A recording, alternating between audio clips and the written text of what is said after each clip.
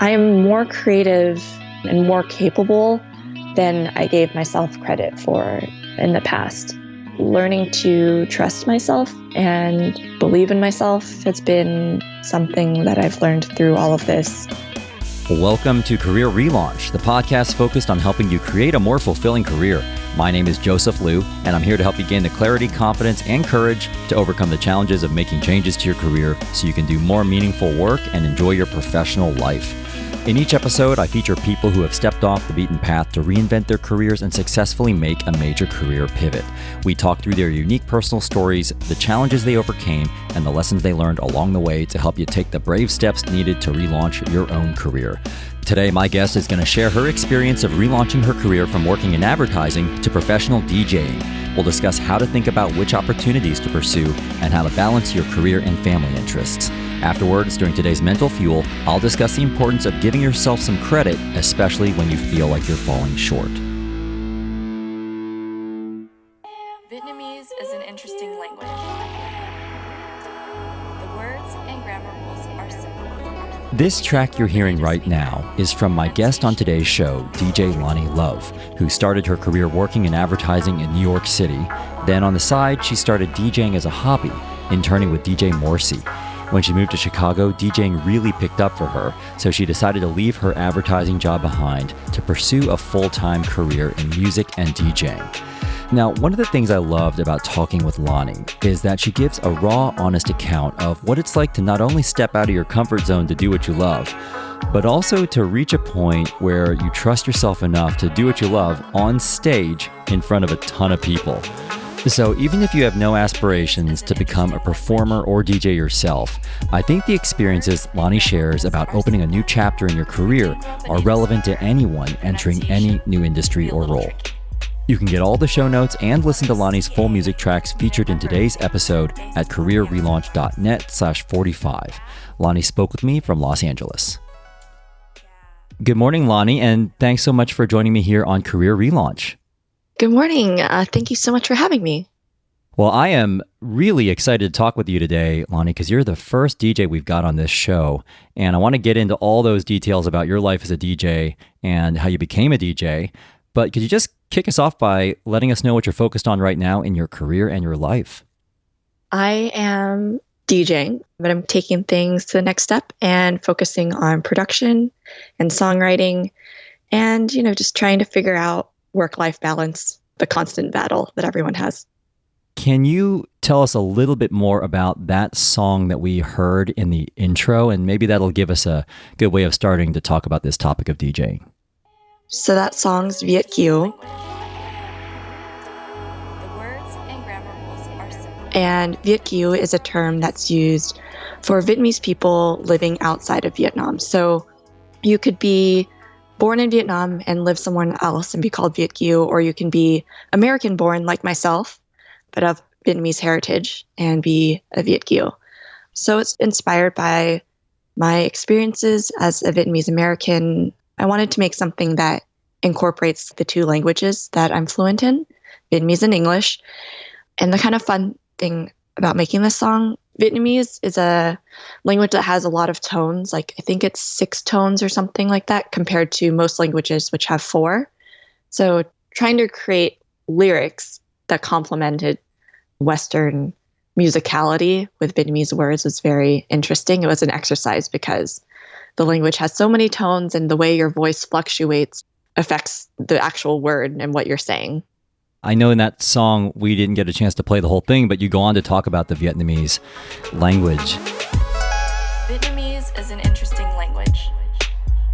The words and grammar rules are simple, but if you didn't grow up a native speaker, the pronunciation can be a little tricky.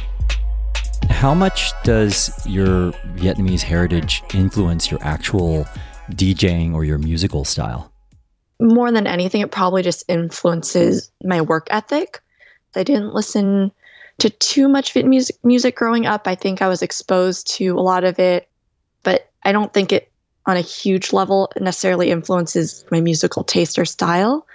But it's something that's part of my childhood and upbringing. But I think more than anything, it's just being a child of an immigrant impacted my work ethic. Yeah, absolutely. I am kind of like you. I'm Taiwanese, but I was born in the United States. And yeah, there are similar terms for people who are not born and raised in Taiwan, but are Taiwanese. And it's hard for that aspect of your life not to influence who you are. So yeah, that's very interesting. Out of curiosity, is that your voice in the song that is going through the Vietnamese lyrics? Yeah, that's me. Okay, so I'd love to get into that later, just how you actually go about creating each of these songs. Before we go back in time, can you also just give us an example of some of the places where you have DJ'd? So I started DJing in New York. So I played at various bars and clubs there in Manhattan and Brooklyn. Then I moved to Chicago, again, just like club, nightlife scene, but started doing a lot more retail, brand, and corporate events. I did a little bit of that in New York, but Chicago is where that really took off for me. And now I'm LA based, so doing the same sort of thing. I often travel for gigs. Sometimes it's a corporation or a big company like Tesla Motors. I DJ'd in San Francisco, their showroom opening, did that for them. And upcoming, I'm DJing a conference in Texas at the end of next month. So, I kind of float around for various gigs. And then sometimes it's for fun, like me adding a gig to existing travel, like my recent Vietnam trip. I want to go back in time a little bit with you, Lani, and just explore what you were doing before you were a DJ, because I know you weren't always a DJ and you were working in the advertising industry. Can you just tell us briefly about your time in the advertising industry, and then we can move forward from there? So I was a brand strategist for about 8 years, full-time, 40 hours a week, realistically 50 plus. And I worked with brand clients to identify better ways to connect with their target audiences. Sometimes it would be a branding issue, like a way they talk about themselves, the product attributes that they were highlighting. And then other times it was a communications or channels issue, like they weren't engaging enough with their audiences on various social or digital platforms. I worked with a lot of packaged good brands, so like Pampers, Kellogg's cereal, Mike's Harder, and I would just write creative briefs that would help guide the development of ad campaigns.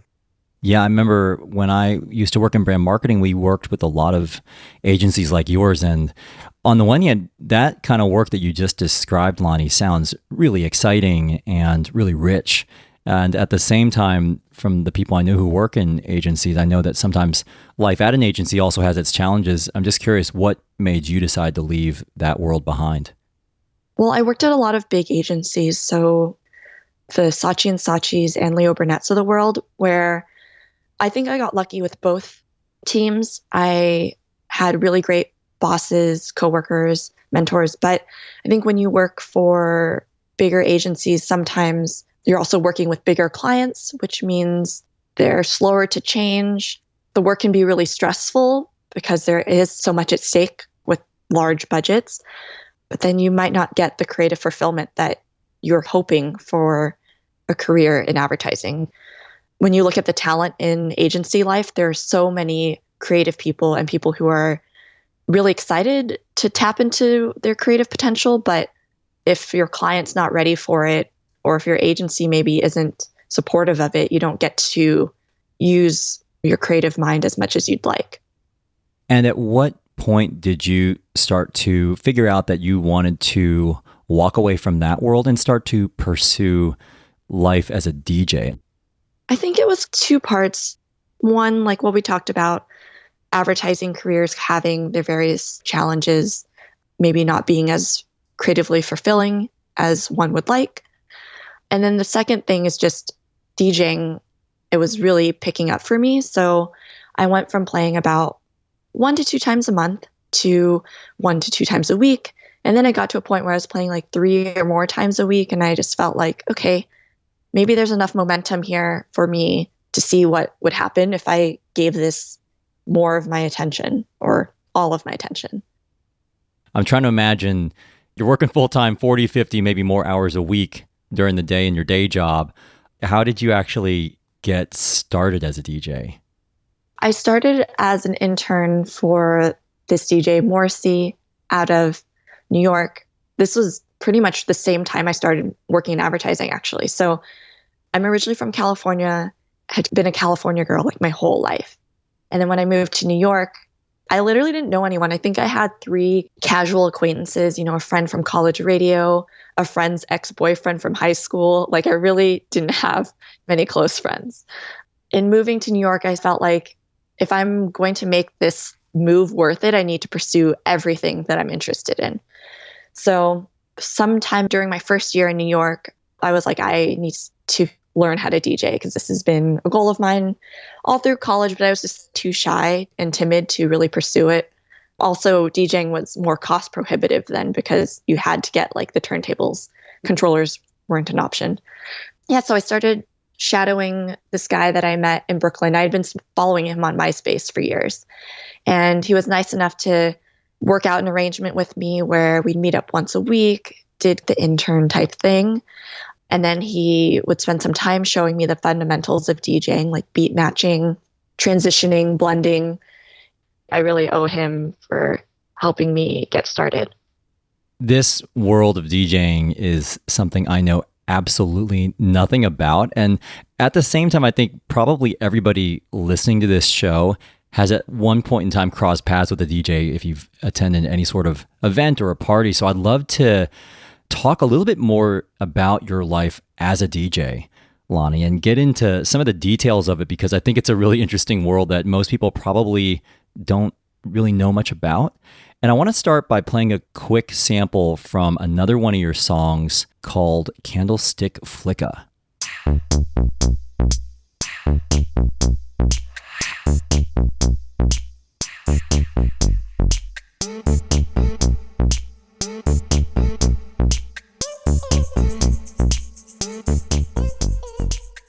Okay, so can you just tell me a little bit more about that song and the inspiration behind that song?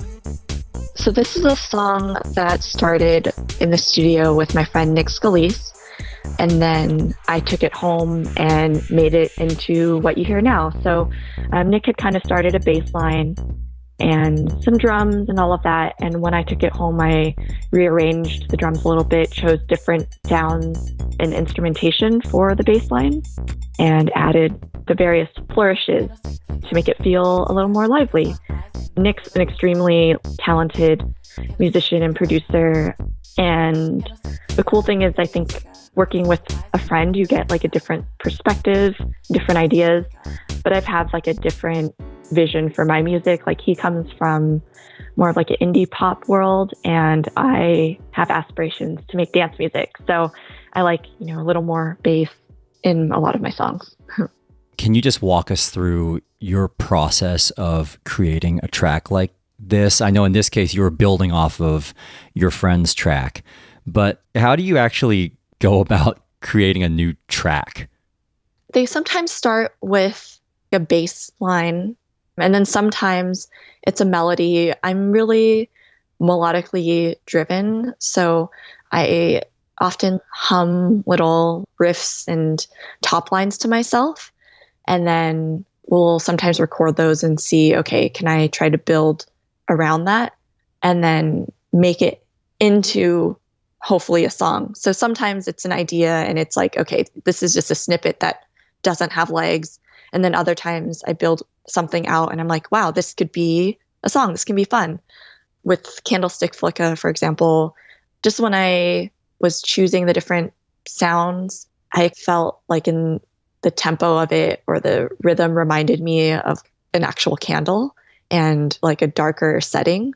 And then I started thinking about what happens in a nightclub or around candles, I guess. So dimmer lighting, people get a little close because you don't see all the details. Everyone looks a little more attractive and sexy. So, yeah. Right. So speaking of nightclubs, we've talked a little bit about your process for creating these tracks. I'd love to switch gears a little bit now, Lani, and talk about the experience of actually being up in front of a crowd DJing. Can you just take us to one of your first moments when you were up in front of a big crowd and DJing for the first time? What was going through your head and what was that experience like for you? One of the first times I DJed for a crowd, probably in New York with my friend Morsi, I mentioned. And the earlier gigs, a lot of it is just thinking to yourself, like, don't mess up. the technical part of it, blending of songs, the various knobs on the mixer, like it's just not as instinctive as it would be once you're a seasoned DJ and you're thinking like, I want to play this song because it's cool, but you don't really know how people will respond to it because you just aren't as seasoned. So I think a lot of it was just freaking out and being like, oh, I hope I am doing this right. I hope this sounds okay. I hope I don't clear the dance floor. Right. I don't know that everyone worries as much as I do, but I take DJing pretty seriously. I just wanted to try my best to be good and play something that was like different, but still fun and familiar.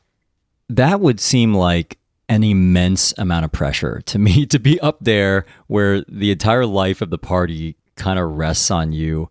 Do you have any thoughts on how you manage that? It sounds like you did deal with some nerves, but how did you actually overcome that and get past that? Practice is a big part of it. And then I feel just comfortable, and I've played on every single mixer. So for the most part, it's just reflex and instinctive. Like I know all the songs in my catalog really well. So I can kind of just sing along and I'll know that, okay, right after this chorus is when I want to mix out. And it's not even something that I really think about. So I can spend more energy and focus watching the room and seeing how people are responding to various songs. And then I also know that, okay, these handful of songs are really great at building the dance floor, and these are various songs that I can use to kind of change the energy of the room to take it from like 0 to 100. I also want to talk about the business of being a DJ, which is probably not something most of us think about. Have there been any sort of surprising parts of building an actual business for yourself as a DJ? Because there's also that whole side of it. I actually made a diagram on this when I was at Leo Burnett. It's like XY axis, one being money and one being like how cool a gig is. There's this small sweet spot where you make a lot of money and the gig's cool, but a lot of the coolest gigs don't come with the most money. And then there's wedding DJing, which, if I'm honest, probably the least cool, but can be quite lucrative if you want it to be. So I made a conscious decision to be like, okay, I mean, money, obviously, I have to make a living. I'm an adult. I have bills to pay, a life to live, but I'm not chasing money, because if I was, I'd probably still be working in an office. So I was like, wedding DJing, no matter the amount of money, I will likely turn it down unless, close friend or some client, something like that. But I have no aspirations to be a wedding DJ. I have no aspirations to own like a booking agency and have other DJs work for me. I just really want to work with brands and people and clubs and venues that I'm genuinely excited about. And what is the impact, if any, of being female or Vietnamese or both on your experiences as a DJ? Being female, there's, I think, a little bit of a novelty associated with it because there are fewer female DJs. I think you often get underestimated. People who are really involved with music and DJing know that there are many talented female DJs, but people who are maybe a slightly step removed don't know that. And so they're always like, oh, you're really good for female DJ. And it's like, whoa, for a female DJ, why do you have to like give that caveat? It's a backhanded compliment. There are more female DJs than before, but still a minority in the industry. And when you look at festivals and all of that, women don't make up as large a part of that population as they should, because there are so many talented women. So speaking of gigs, Lani, one of the things you talked about in your interview that I read with Rent the Runway is that if something is meant to be, it will happen. What has made you come to adopt that sort of philosophy in your career? Sometimes I would have a conflict and I'd be really distraught that I couldn't take on this gig or I couldn't work with this brand because, I just didn't have the date available. But what I've kind of realized from doing this for a decade, another opportunity will kind of come around. There might be the one that seems the most ideal, but if it's meant to be, it will happen. So there have been venues where when they first opened, I reached out and they're like, they already have a booked calendar. I don't get to play. I'm kind of bummed out. And then later, sure enough, they reach out and then I end up becoming a weekend resident DJ. Like, that's cool. So generally, I kind of am a little bit less stressed about things. I just think things will kind of work out one way or another. I also want to talk about the balance between your professional life, Lani, as a DJ, and also your personal life. And I know that you mentioned you were in New York, and I know you were also in Chicago for a while, and it sounded from our last conversation like things were going quite well as a DJ there in Chicago. What made you move back home to LA? Between New York and Chicago, I'd been away for a decade. So each time I came home to see my parents, I saw that they were older, and that kind of freaked me out. And then I think the thing that really did it, both my parents are okay, so I'll start with that. But in 1 week, my dad got in a really bad car accident, like super nasty. And it was on an inside street 2 blocks from his house. And then in that same week, my mom slipped and fell in her restaurant and broke her ankle. But that just was like a wake up call and a reminder that they're mortal and their time and my time on earth is really precious. So I just upped and moved. It was a really fast move. I think in my mind, I'd always known that I would try to be closer to them, but the timing of it was really driven by those 2 incidences. And what impact on your career, if any, has that had on your professional life as a DJ? If I'm honest, not the best. DJing is not like other careers. Your resume doesn't necessarily carry a lot of weight. It doesn't matter what I've done. Here, it's a lot of who you know and the various scenes that you associate with. So it's almost like starting over and moving here. In terms of like my business and my gigs, I kind of had to start over. But now I'm gigging on a consistent basis in LA.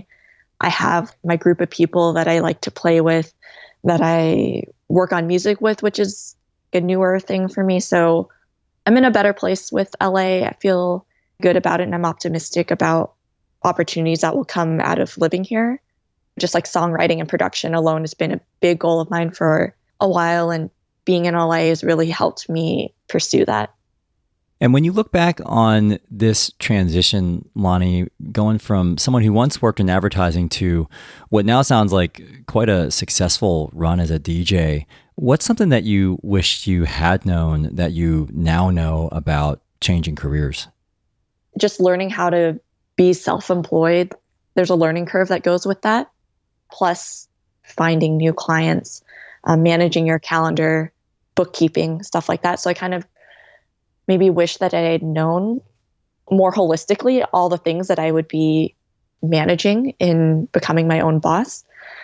It would have been nice to just have a little more awareness about just how I would be working so much. Is there also something that you have learned about yourself from this process of making this shift? I am more creative and more capable than I gave myself credit for in the past. And even now, sometimes I have to like give myself a little pep talk and be like, you can do this. You've done this. I think just learning to trust myself a little more and believe in myself has been something that I've learned through all of this. And it's been a cool journey and still a work in progress. The last thing I want to talk about, Lani, before we wrap up, is your time at South by Southwest, which I know when we first connected, that was before you were about to play out there. And I think it's super cool that you got to play at South by Southwest. And first of all, for those people who aren't familiar with South by Southwest, can you tell us a little bit more about the event? South by Southwest is a festival. There's the interactive portion, film, and music. Every single venue in the city has some sort of South by showcase. And this year I had the opportunity to play 4 official showcases. And that was really amazing because I got to be on the bill with some artists that I really like and admire. And then I also got to play in front of people that I admire, look up to. It's kind of crazy. It's just this really unique environment because you have really huge artists in a variety of venues. Sometimes they're at a smaller place than they would typically play. And you have like a lot of up and coming talent on stages being exposed to like new audiences. So for myself, that was really cool because I definitely have some new fans. I don't even like saying fans because I feel like I'm still just like a small person. But yes, there are people who now follow me that are not friends of mine. I follow you on SoundCloud now. So, Thank you. so yeah, my understanding, Lani, is that, South by Southwest, it started off as a music festival, but now it's really taken off, especially the film and interactive events featuring tech firms. And I know they've got accelerator pitch events, and this thing is huge there in Austin, Texas. And I'm just wondering, how did you get the opportunity to DJ at such a huge event? Part of it was luck, right? So in the past, I've had South by opportunities present themselves, but they didn't work out, and I was bummed.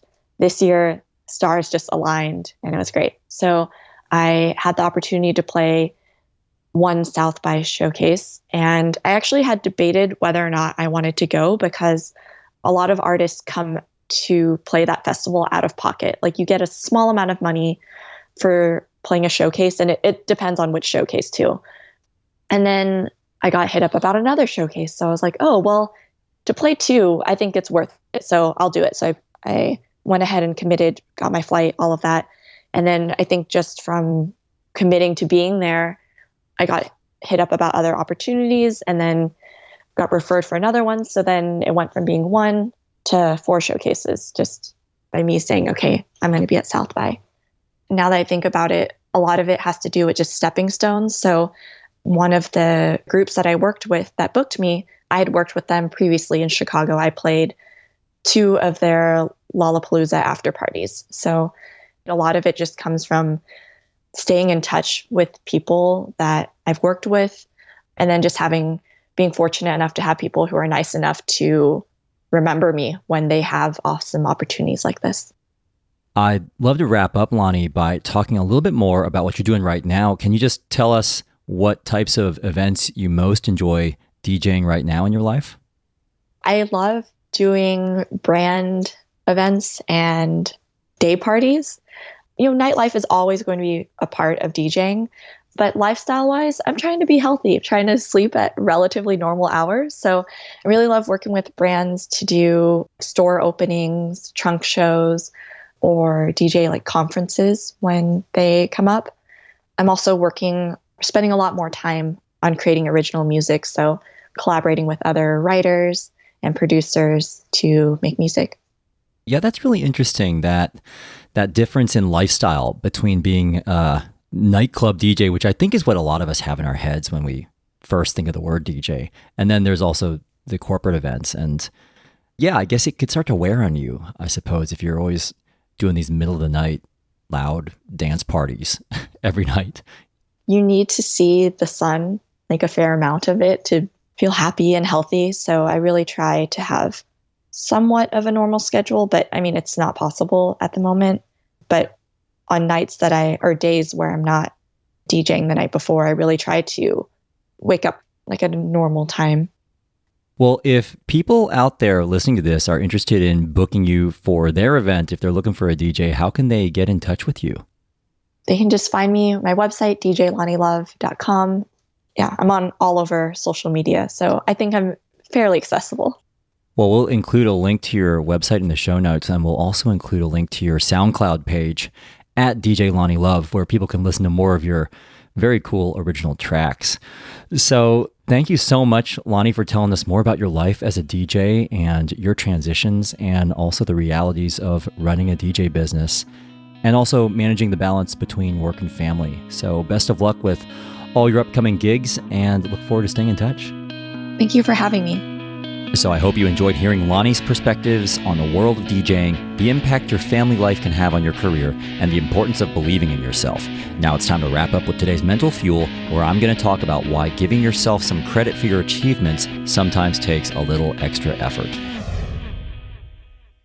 Before we get to today's mental fuel, I'd like to thank Audible for supporting this episode of Career Relaunch.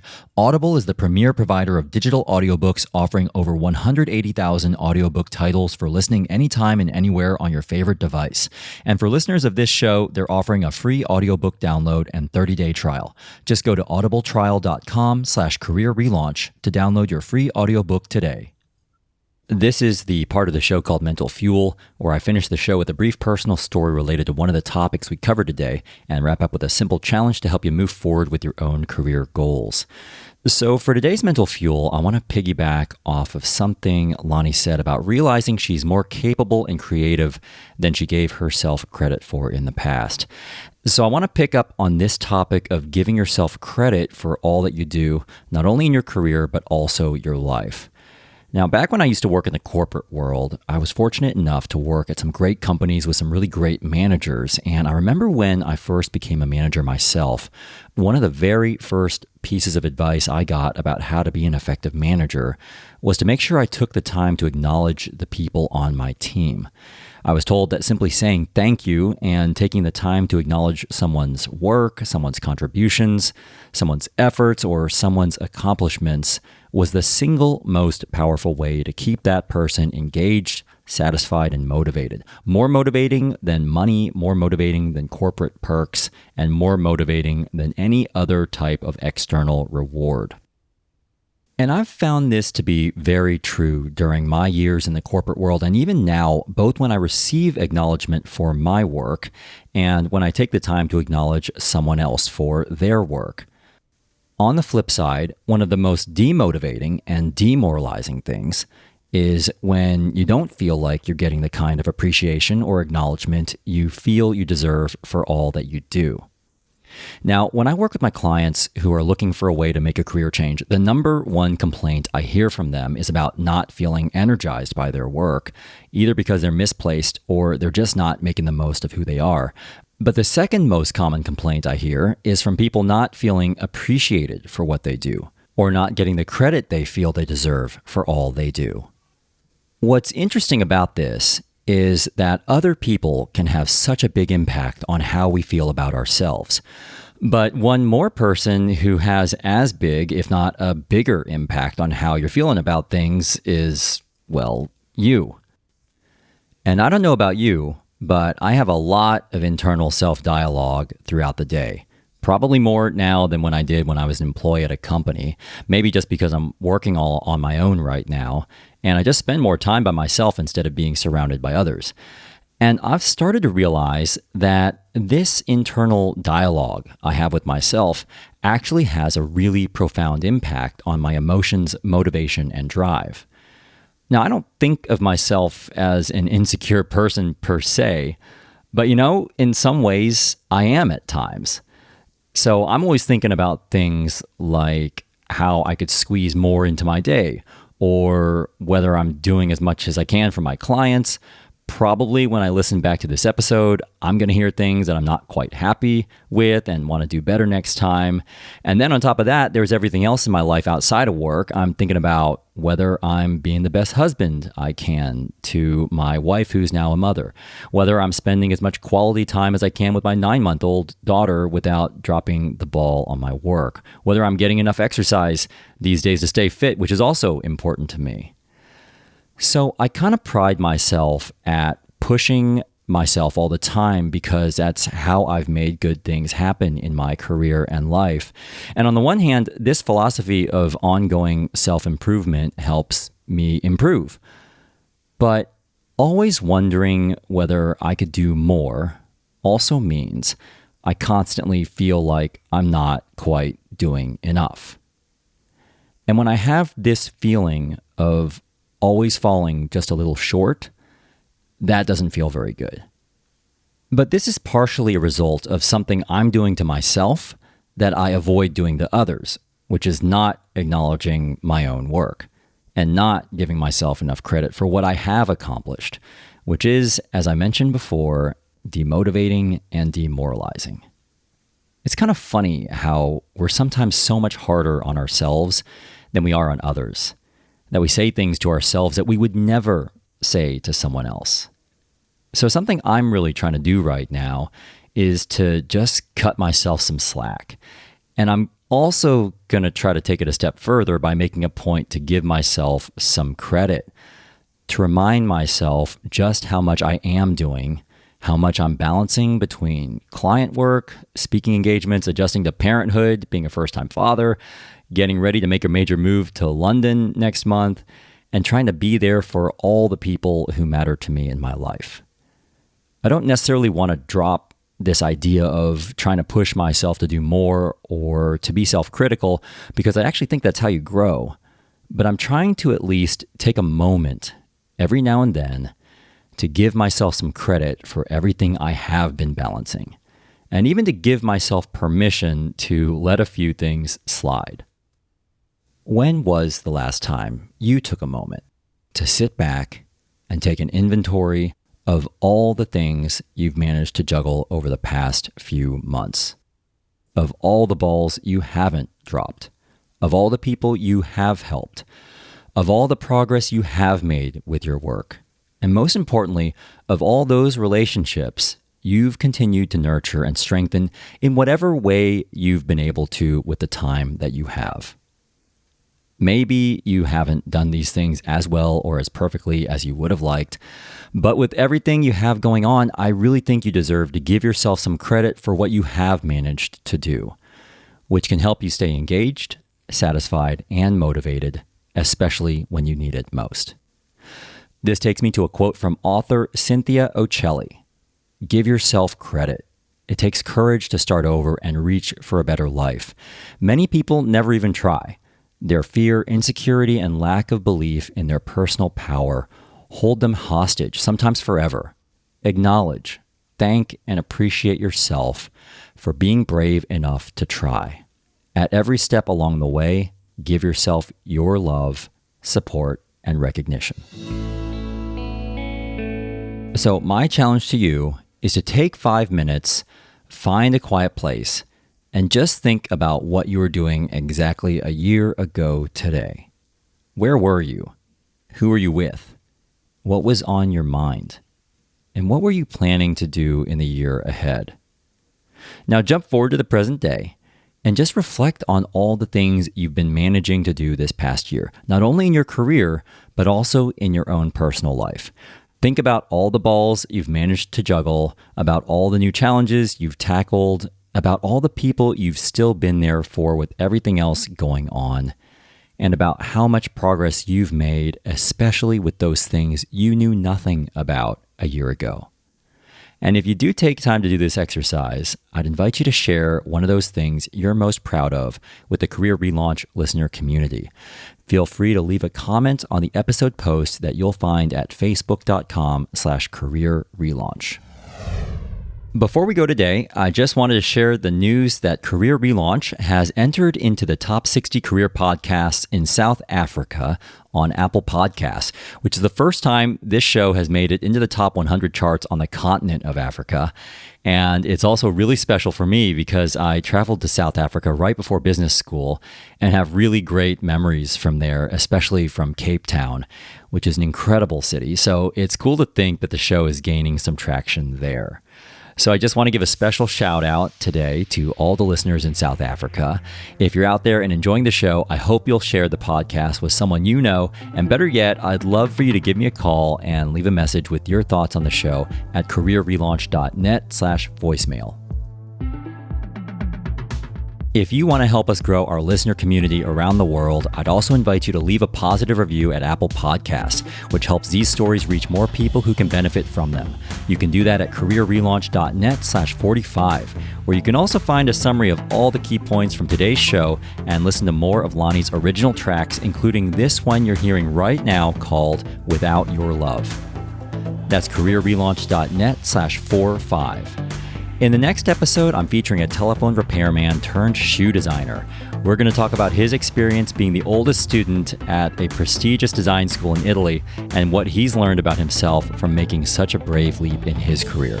Thanks so much for being part of the Career Relaunch community, and a special thanks again to Lani Love for sharing her music and her career story with us today. This episode was mixed by Richard Pennington. Electrocardiogram wrote and performed our original theme song. I'm Joseph Liu, and I'll see you next time.